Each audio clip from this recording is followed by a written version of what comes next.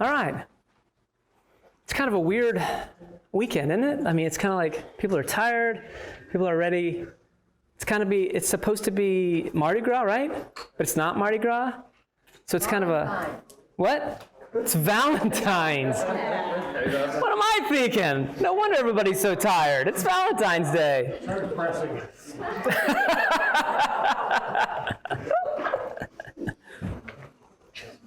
Another made-up holiday, right? For what are those? Hallmark cards, right? Yeah.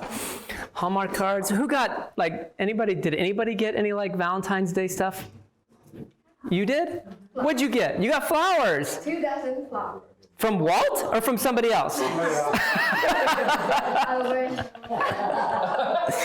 wish. Maybe your son sent you down something or something? I was wondering who Walt turned it over. Anybody else? Thank you. Just Malou? Man, it's such a romantic, Walt. We didn't even know. Try to teach you guys, but they don't. It never changes. All right, so I have a lot of notes to get to, and so I want to kind of jump in. Let's go to Exodus 6. Did everybody get a chance to get the reading in? There's only 2 chapters, I think, for the Exodus portion, right? 6 and 7. And then you had Isaiah and a few other passages. And so let's jump into Exodus 6. And there was a few things in here that, as I was reading through them, kind of caught me off guard, and hopefully you as well. So I'm just going to, instead of reading the whole passage, I want somebody to read Exodus 6, verse 5, please.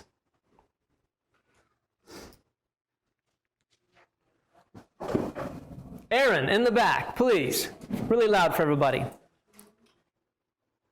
Moreover, I have heard the groaning of the people of Israel, whom the Egyptians hold as slaves, and I have remembered my covenant. I have remembered my covenant. Now, when I read that, I was like, wait, I remembered my covenant. Have I heard that before? Did we read that before? So somebody turn to the left a couple pages. Chris Conley, read Exodus 2:24 for me, please. I don't have it. Gareth, Exodus 2:24 for me, please. Exodus 2:24. God heard their groaning, and he remembered his covenant with Abraham, with Isaac, Right with there. Jacob. Good. So we have heard that before. Okay. We have heard that God remembered his covenant. But that was my point, right? My question was, have I heard that before? And so as we back up a little bit, we did. And so as I'm thinking about that and listening to that, my question was, what did God forget? My question was, why does God need to remember? Is he absent-minded? Is he busy? It's oh wait, I forgot about the covenant. I forgot about these people. Yeah, let me check in on what's going on in their world. Or, maybe why? Did he forget? We give these anthropomorphic terms to God, right? These, you want to explain that? It's when you give a non-human character human characteristics. There you go. And so did God really forget, or do we just put that on him to kind of explain why something's going on here? Or was it something that he did, or maybe we say that he forgot because it's something that they did? Maybe he purposefully forgot, or he purposely was doing something. And so as I was going through this, I was like, okay, what's the promise then? What was the thing that he had to remember? And so I think, Allie, this is on the screen, right? Genesis 46. Oh, no, I don't have Genesis 46:3. Let me pull up Genesis 46:3. Genesis 46:3 says this, and he said, I am the Elohim of your father. Do not be afraid to go down to the Mitzrayim, for I shall make you there a great nation. I myself am going down with you to Mitzrayim, and I myself shall certainly bring you up again. And let Joseph put his hand on your eyes.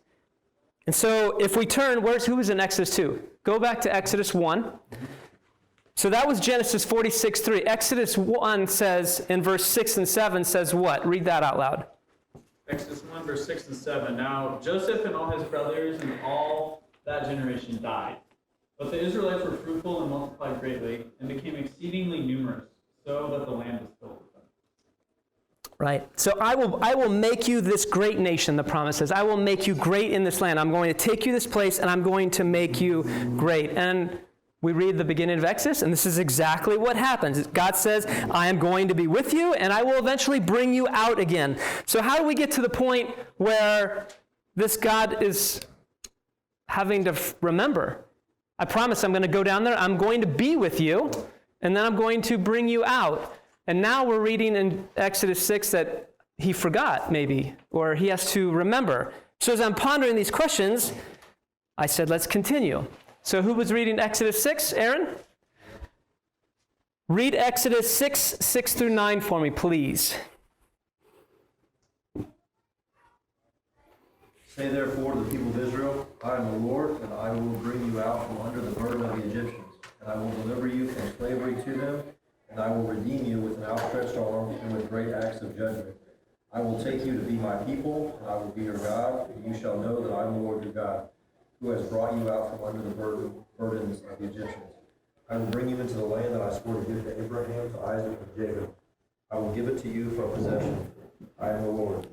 Moses spoke thus to the people of Israel, but they did not listen to Moses because of their broken spirit and the harsh lips. Okay, so now I got shook even more at that part right there, because what does he say? First, I'm going to deliver you from slavery. I'm going to rescue you. I'm going to redeem you. I'm going to take you out of this place. I'm going to take you somewhere else. And then it ends with, and Moses went to the people and told the people, and they didn't what? They didn't, shema is the Hebrew word. It's translated listen, but what is shema? What else? Hear, listen, what? Listen and do. Listen and do, right? It's this idea of not just listening with my ears. I'm intently listening. I'm perceiving. I'm understanding what you're saying because I'm going to do it, right? It's this idea of having something that I'm just going to do something with. I'm not just going in one ear and out the other.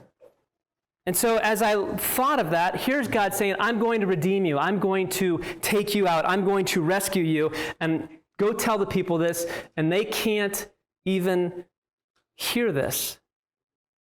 They can't perceive this. They can't understand what is actually being said.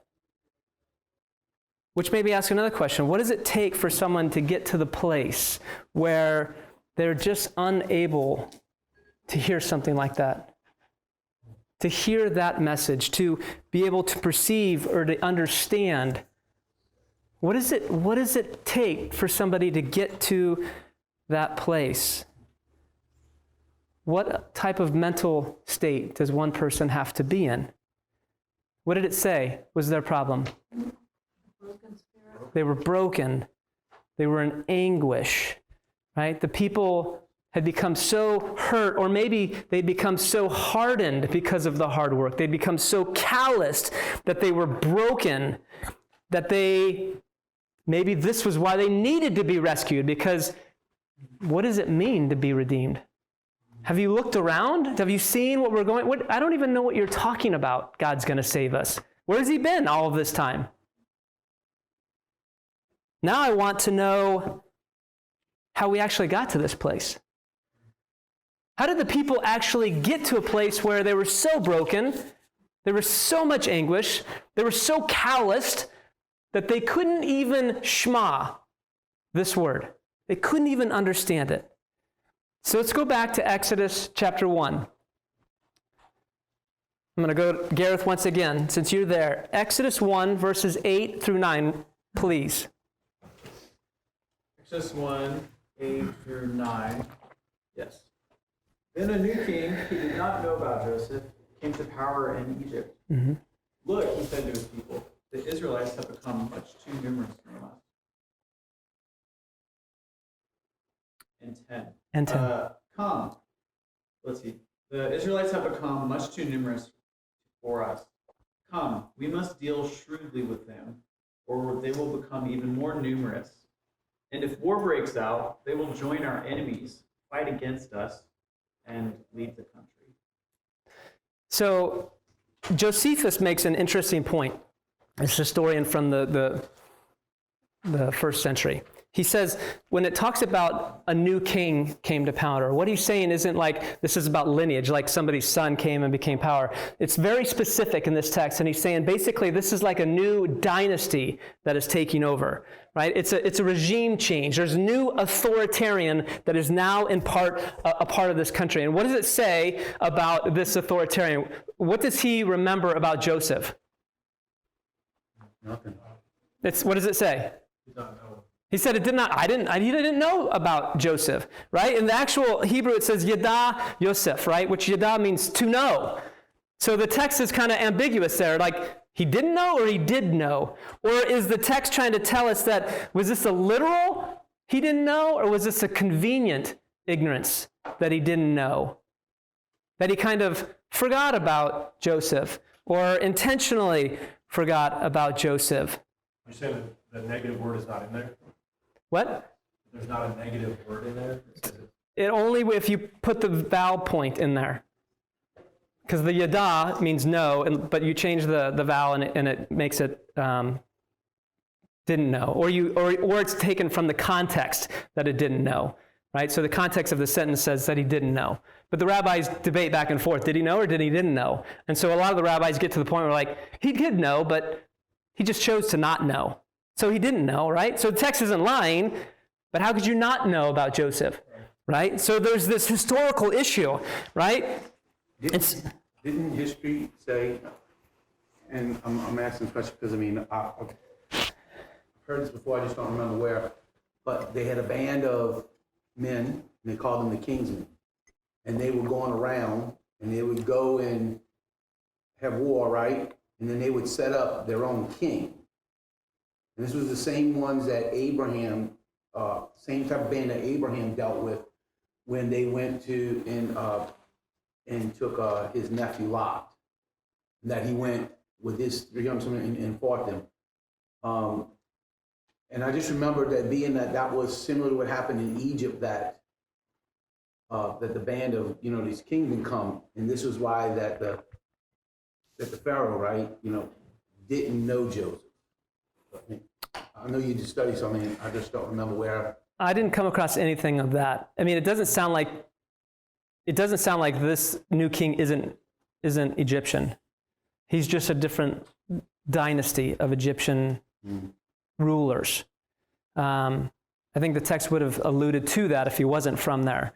But it just says that it's a new king, and that this new king did not know who Joseph was. But he knew the people, but he didn't know who this Joseph was, supposedly. And so the text is, alluding to, but not pointing directly. So it leaves it up for interpretation, right? Why didn't this guy? So my questions are like, I want to know how we got to this place. So I had to go to like, who is this king? And so the king is this new king, right? He comes in, he's got this new, Josephus says that he comes in, he has this new set of beliefs, right? He has a new set of maybe beliefs about the gods. He has a new way of principles of how to live by, right? The old king had these principles that this is the things that we do to live by, kind of like we have a constitution. But the new authoritarian comes in, and we're going to live by a different set of principles, a different set of rules, right? And this Joseph person, I don't know who you're talking about. I don't remember him. And the text alludes to something that maybe why he forgot about him, because of what? What was Pharaoh's issue with these Israelites? What was that? Power. Whose power? He can lose it. He was afraid of their power. He was there was too many of them. There was fear, right? So Pharaoh had fear of these people, right? What does he say? If war breaks out, what could possibly happen? If war breaks out and somebody tries to invade us, these Israelites, they could take their side, right? And they could outnumber us. And they're so strong and they're so numerous, right? They might overwhelm the natives in our land. But at the same time, they're still kind of useful. I don't want to kick them out. I don't want to get rid of them, right? So how can we have a win-win situation here where we kind of get rid of them, but we still use them in the process? 1:10. Read that again for me, please. Exodus 1:10. Come, we must deal shrewdly with them, or they will become more numerous. And if war breaks out, they will join our enemies, fight against us, and leave the country. We must deal, would your text say shrewdly? Does anybody else have a different translation for that word? Shrewdly. Some texts say wise or wisely. We have to be wise in this situation. And the idea of the Hebrew there is this idea of, it's about human wisdom, right? Let's collect all of the wisdom in the room and let's come up with some ideas. How do we deal with this situation? It's like a political idea. It's like politics. It's how do we shrewdly deceive these people, politically deceive these people? How can we deceive them to do what we want and still get rid of them? And so, how can we help them forget? Well, there's a couple ways, right? How do we deceive the Jews? In my search of this, I went to, what did the first thing say about him? This new king who did not know Joseph, right? For him, history was not important. The history of Joseph was gone. So how do I get people to forget about Joseph? I help them forget about Joseph. I help them forget about history. Because if they don't remember, then it doesn't matter. The second thing was, well, this is interesting, a fact I came across this week too. What are the two most important, most powerful influences for people to get them to do something? There's two emotions that are powerful that get people to do something. What? Fear. Fear is one, and what is the other one? Love. Not love. Interestingly not, you would think love, it's kind of connected to love, but it's greater than that. What? Guilt? No, not guilt. Guilt would be included with fear maybe a little bit. What were you going to say?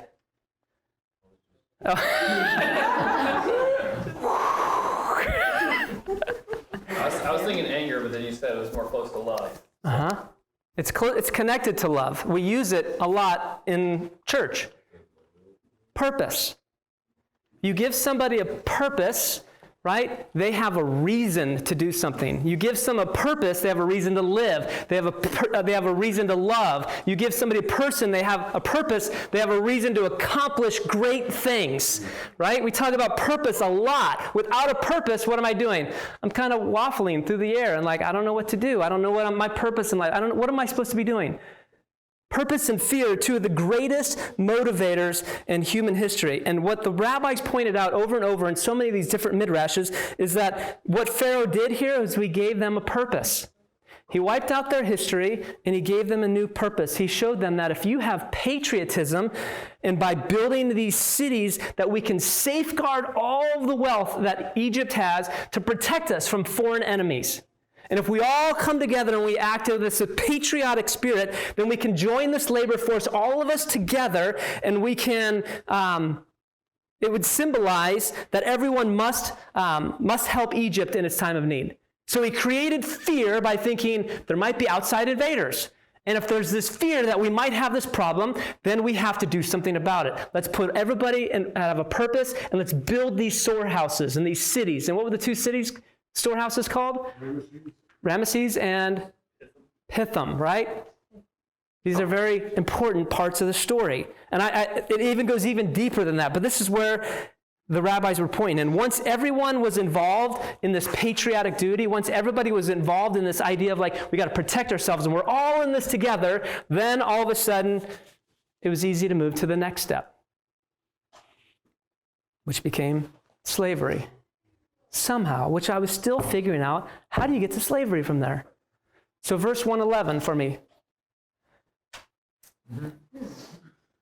Egyptians, Exodus 1:10. chapter 1, verse 11. So they put slave masters over them and oppressed them with forced labor. They built Pithom and Ramses as store cities for Pharaoh. Right. Now, what does yours say? Therefore, they set tax masters. What did your translation say? It said they put slave masters. Slave masters. Anybody else have a different translation for that? So this is an interesting Hebrew phrase, and I didn't come across it until a few years ago when I was teaching Hanukkah.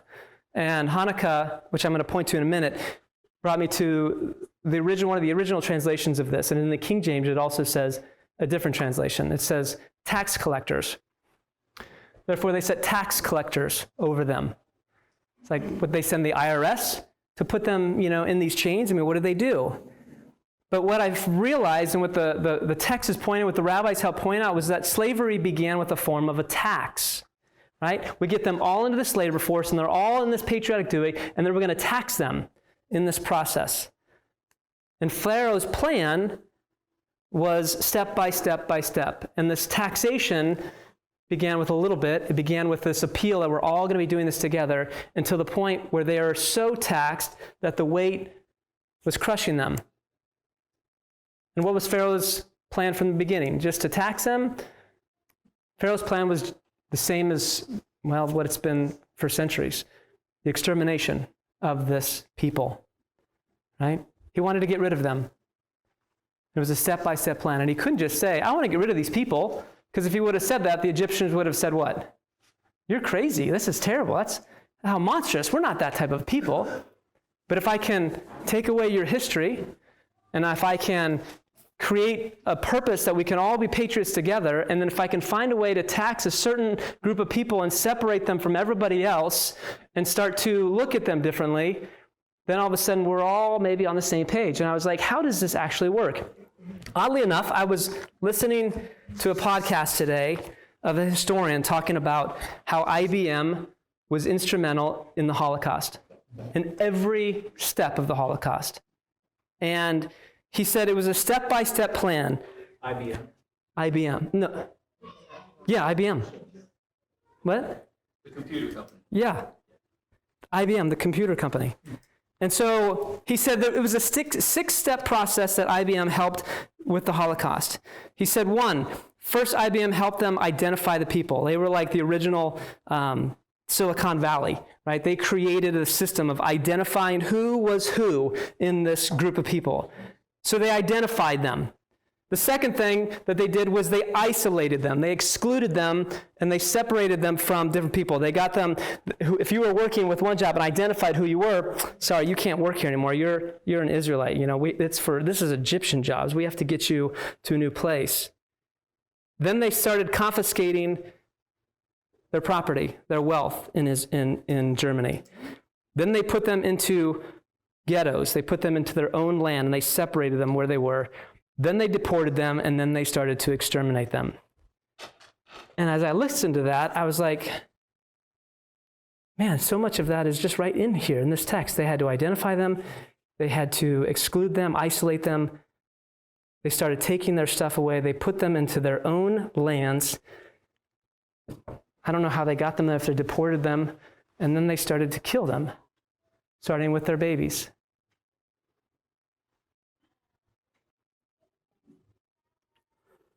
This was a plan that sometimes took years. For Germany, it took a decade, maybe less than that, actually. But how long was Israel in Egypt? 400 years. By this time, it was like 360, I think, 340, something like that, right? So they'd been there for a while. So it wasn't like it might not have been hard for them to help them forget about their past. It might not have been hard to give them a new purpose, like, you're in Egypt, we should all work together. It wasn't that hard, it looks like, to get them to this place. And as I looked through this, like I said, this was something that I saw in the anti-Semitism that we see all throughout history, but even in the Maccabees, if you go to that slide, the Maccabees had this idea, and they put the same thing. They said, look, what's happening in Israel in the time just before Jesus, when the great war that we celebrate for Hanukkah took place, they said these things, and they alluded to the same story. They said, look, they put tax collectors around us. They deceived us. How did they deceive us? They said, hey, we have all these Greek ideals. We have all these things. You can keep your God, but we have these other gods. Let's have a gymnasium. You want to work out with us? We have these cool things that you can do with us. We play basketball. We do this. We do that. We have fun, Just come hang out with us and start living like we live, and you can assimilate to our way of life. And what they did was they used this assimilation to deceive them, to pull them away from their one God and their way of living to living another way. And then they said, hey, let's build storehouses, because we have to protect ourselves. And then once they got to that point, then they committed them all to slavery. This is a theme that happens throughout history. And this is why Jewish people have always struggled with people trying to deceive them and to assimilate them to their way of life. It's always been their greatest threat. The idea is when we lose sight of what is real, when we become so assimilated, so calloused that we become numb to the things that are reality around us. And when we get to that point, we find ourselves in grave danger. But interestingly enough, woven throughout this story was a secondary story. And I want you to go to Exodus 1 and 2. We're going to go there. Exodus 1 and 2. Gareth, 1:16 for me, please. And then, Rustin, I want you to put your finger on 2:2. Aaron, you're on 2:5. And who's got 2:6? You got 2:6. Okay? Read 1:16 for me, please. Exodus 1:16. You're right. When you help the Hebrew women in childbirth and observe them on the delivery stool, if it is a boy, kill him.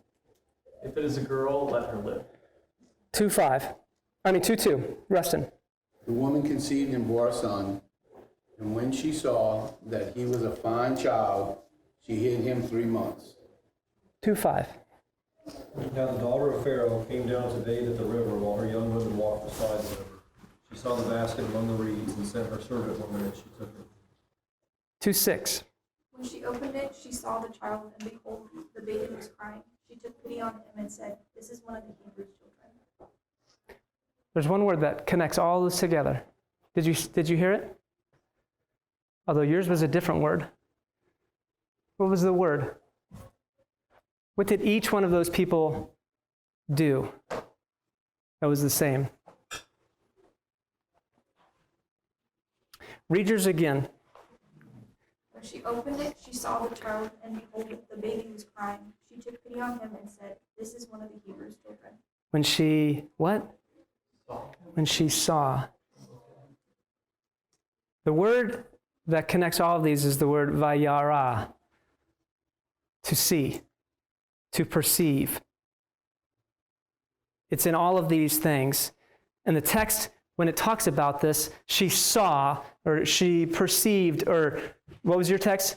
You put it down? Come on, you're supposed to memorize it once you read it. She conceived and bore a son when she saw. When she saw, right? She saw the baby, right? It's not just this idea of, I'm seeing it with my eyes. What is the connection? What is the text trying to tell us there? What's the emotion behind what they're seeing? What did yours say? What was the emotion? Pity or what else? What's the emotion that connects all of these together? Fear. Because well, mine says that she hid him. Okay, before that though. Okay, let's go to another one. 2:11.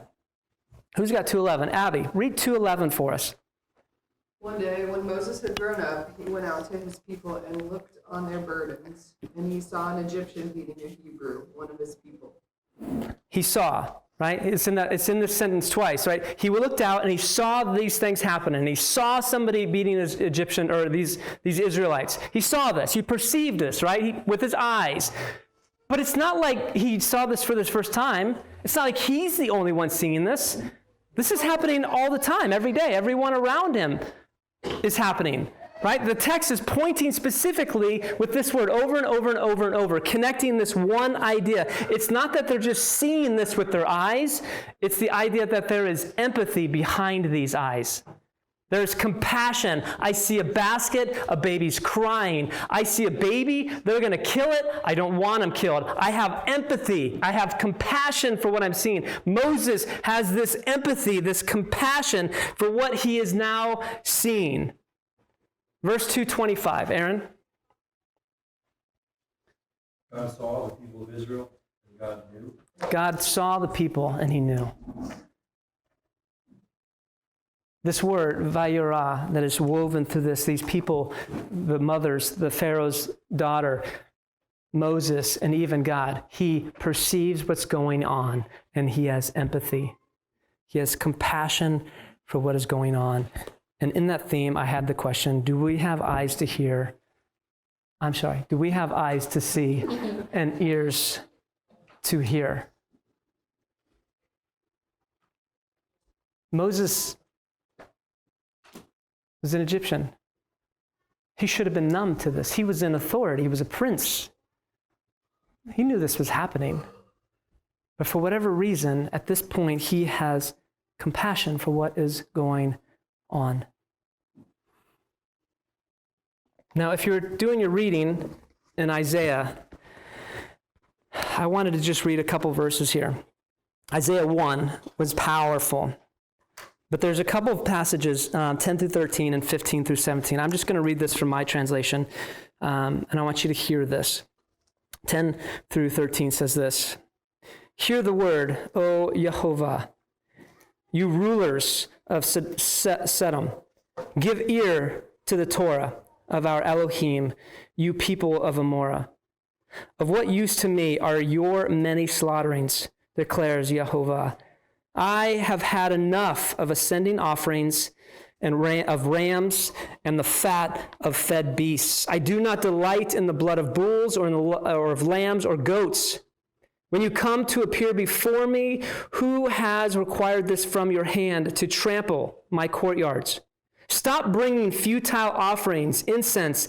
It is an abomination to me. New moon, Sabbath, the calling of gatherings. I am unable to bear unrighteousness and assembly. And when you spread out your hands, I hide my eyes from you.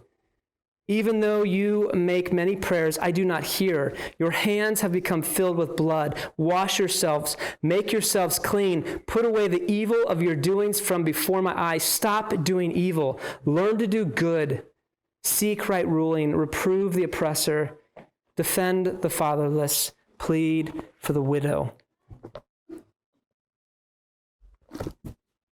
It's not just politics that God gets frustrated with. Sometimes it's religion too.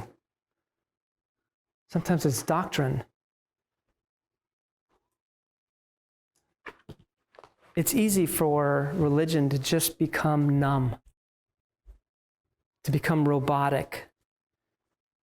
And when we lose our awe and our wonder for God, our religion just becomes apathetic. Heschel once said, the opposite of love is not hate, rather indifference. When our master was asked by the rabbis, what do you think is the greatest of the Torah commandments? What do you think is the most important thing? And he said this, Shema Yisrael, Adonai Eloheinu, Adonai Ha. And he said, Ve'achavta. The one Hebrew word that connects the two passages together. You shall love. It's not, hey, you have to do these things when you go to church. You need to make sure and light the incense for this. You need to make sure and sing these songs or pray these prayers or make sure that when you come and you sing together that you ask the Holy Spirit to descend upon you. That's not what he said is the most important. You shall love. That's what you do. And how do we do it? How do we love God? By how we love our neighbor. Do we have eyes to see? Do we have ears to hear? And are we willing to do something about it? Or are we so numb? Are we so callous? Are we so deaf that we just pass by? Maybe this is why Proverbs says what it says. The fear of the Lord is the beginning of wisdom. The yirah, the awe of God. You can't be wise. You can't see these things. You can't hear these things, maybe without having an awe of God. Exodus 6. Back to you, Aaron. Exodus 6, 6 and 7, please.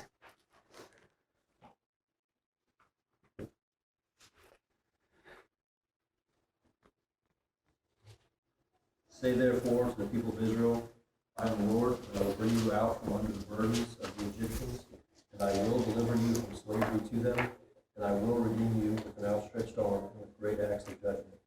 I will take you to be my people, and I will be your God, and you shall know that I am the Lord your God, who has brought you out from under the burdens of the Egyptians. Now, as I got to this part of my teaching and study, there was just an immense amount of things that were just happening in my mind. When I got to this place of just solitude, these verses were coming, and it stemmed from this.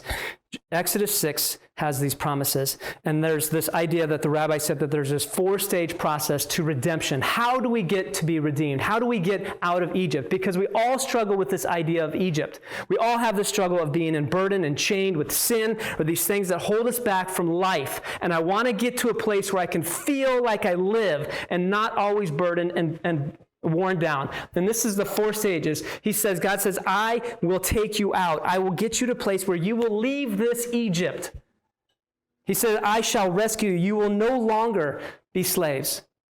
When I take you out and I rescue you, you will no longer have this labor. You will no longer have these burdens that have been weighing you down. He says, I shall redeem you. You can rest now, knowing that your escape is secure, because yes, you might have taken us out of Egypt, but how do we know that Egypt's not going to pull us back? How do we know Egypt's not going to send its army and go get us once we get to the river? How do we know this? God says, I shall redeem you. I have your back covered. And he says, I shall take you. Where are you going to take me? I'm going to take you to a place where I'm going to give you a purpose, a new understanding, and a way to live. I'm going to take you to Sinai, and I'm going to teach you Torah. I'm going to teach you how to live. And for some reason, as I was in the middle of this teaching, there was a passage of Scripture that I had to go to from Jeremiah chapter 6, and I have this up here. Thus says the Lord, stand by the roads and look and ask for the ancient paths, where the good way is, and walk in it and find rest for your souls. But they said, we will not walk in it. God says, I can take you out. Look for the ancient paths. Know what I've said before. And these people said, no, we can't. Just like Moses said, God will do this. And they said, we can't hear that. We can't listen to that. But then I realized as I was reading this passage, this came from somewhere else. This is a remez, there's a future passage that is a remez pointing back to this verse. And I thought, wait a second, where do I know this passage from? And so as I was going through, I was reminded of Matthew chapter 11. And I wanted to read this whole chapter, but I don't have time. But this is the chapter where John the Baptist is in jail, and he sends his disciples to Jesus, and he says, I want you to find out. I'm pretty sure he is the one, but go ask for me, because now I'm in doubt. I'm still in prison. I'm waiting for him to show up. I'm waiting for the Messiah to come and take over these Romans, but I'm in jail. Is he the one? And so his disciples come, and they ask him, and said to him, are you the coming one, or do we look for another? And Yeshua answering said to them, go report to Yochanan what you hear and what you see. The blind receive sight, the lame walk, the lepers are cleansed, and the deaf hear. The dead are raised, and the poor are brought the good news. Tell Yochanan what you hear and what you see. He then goes on and talks about all of these cities who he went and he gave miracle after miracle after miracle. And what did they do? They didn't believe.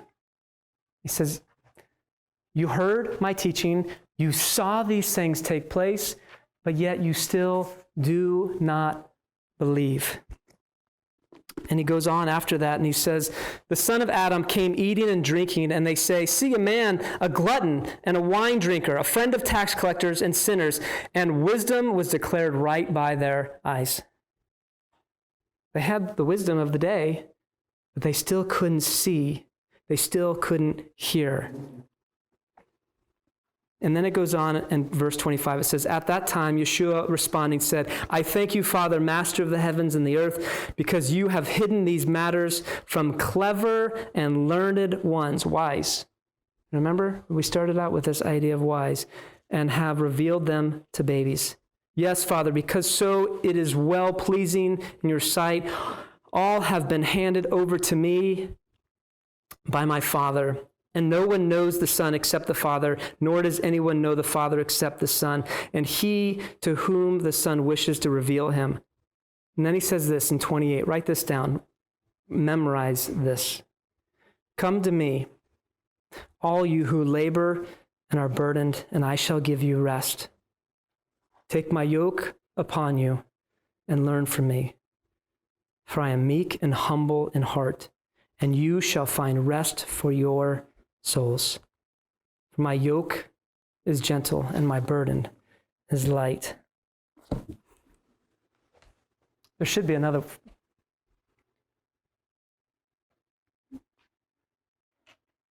No, go back. It didn't update. Shoot, I put it in and didn't have you update it. Go back to the 4 stages.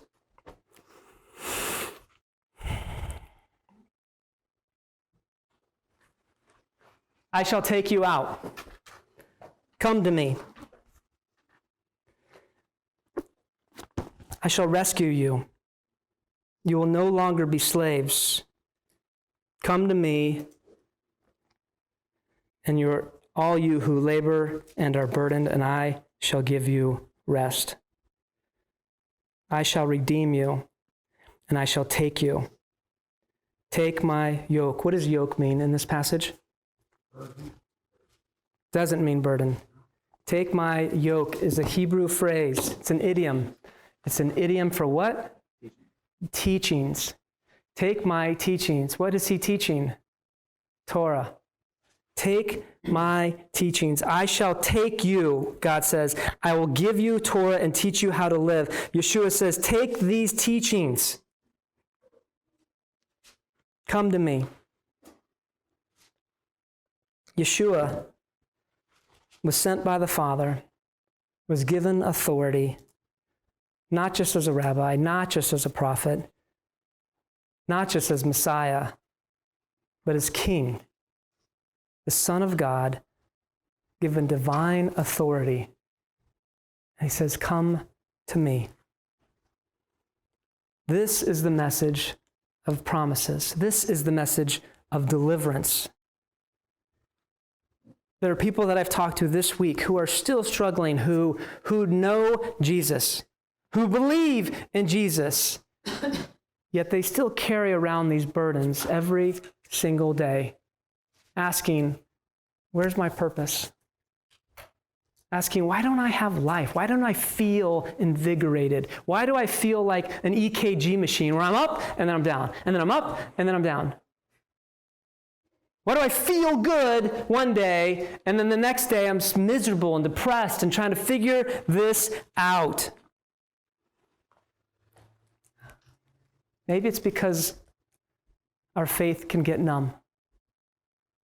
We become calloused and we go through the motions and we do the right things when we go to church and we feel good then, but then we don't know anything beyond that moment. And we just go through the motions.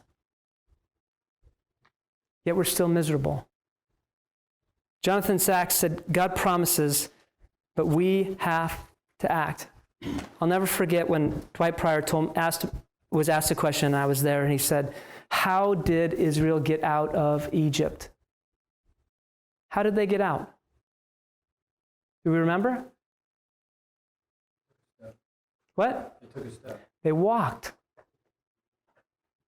God didn't fly them out. He didn't give them a magic carpet. He didn't put them on these magical horses that came in and lifted them up. They walked out of Egypt. He made it all possible. He did everything that was necessary, but they still had to act.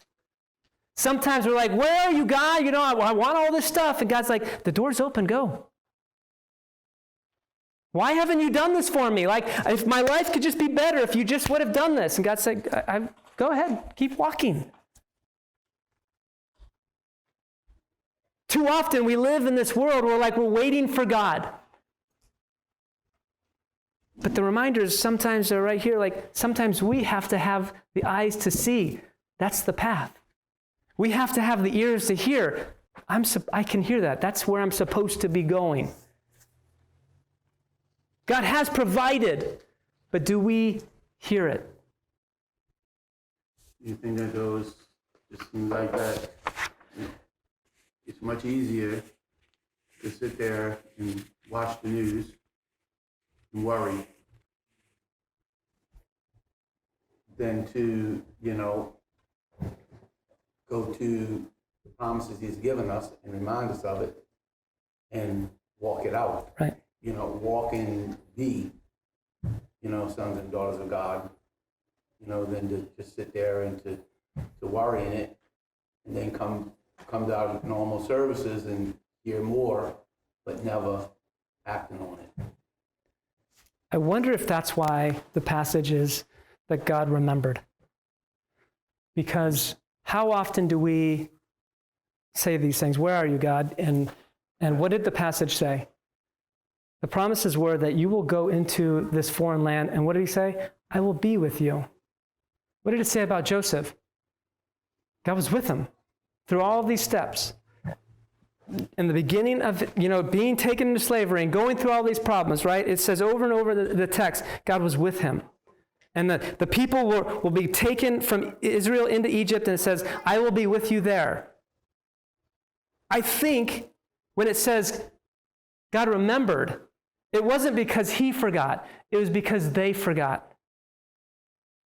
I think it's because so many times we're like, we want something to change. Lindley, I want you to change. Annalisa, I want you to change. Chris, you have to change, because if you guys change, my life will be better. And that's a load of crap.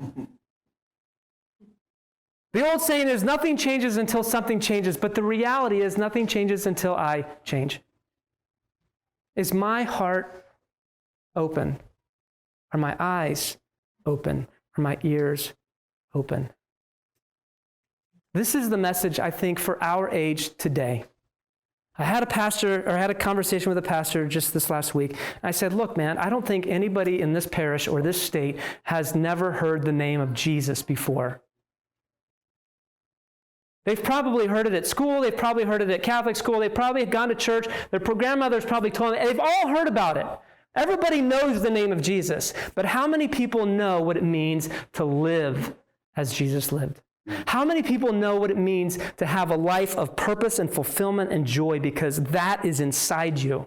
Not the salvation message that I'm going to heaven, that I have a purpose here on earth right now. That when I live, as Jesus said, if I take this yoke that Jesus has given me seriously and I live this out, that I find joy in serving and loving other people. That's where I find joy. That's the message that brings deliverance and hope today. And that's the message that we're supposed to take out of this place and out there. Pray with me. Father, I just thank you for I thank you for reminders. I thank you for the reminder that I believe it was Abraham Heschel said that to be a Jew is to remember. To be a person of faith is to remember. May we not forget our history. May we not forget your word. May we know that life, real life, can be had here and now today. Your words are repent, turn our path, because the kingdom is near us.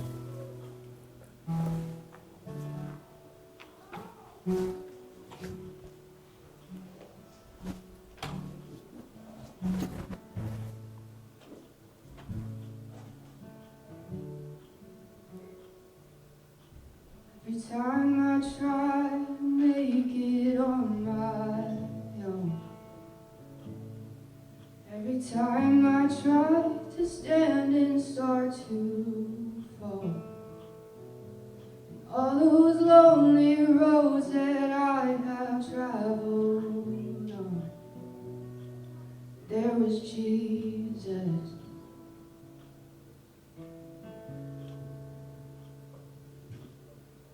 The life I built came crashing to the ground. friends I had were nowhere to be found.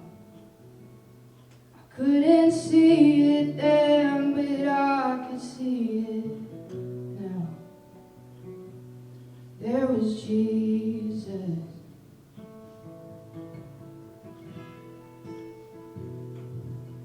In the waiting, in the searching, in the healing, in the hurting, like a blessing buried in the broken pieces.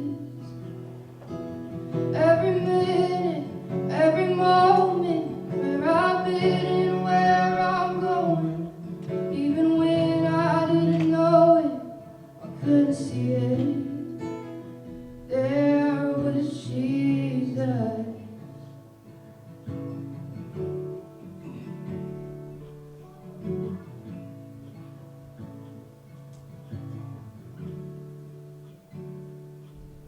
This man needs amazing kind of grace.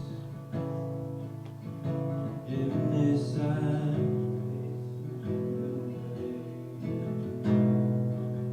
not perfect, so I thank God every day. There was Jesus. There was Jesus. In the waiting, in the searching, in the healing, in the hurting, like a blessing buried in the broken pieces. Every minute, every moment, where I've been and where I'm going, even when I didn't know it, I couldn't see it. There was Jesus.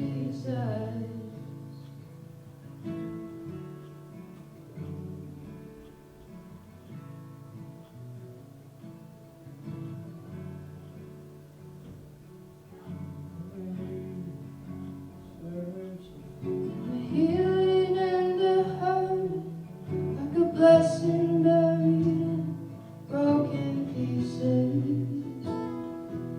Every minute, every moment, where I've been and where I'm going, even when I didn't know it, I couldn't see it. There was Jesus. There was Jesus. There was Jesus.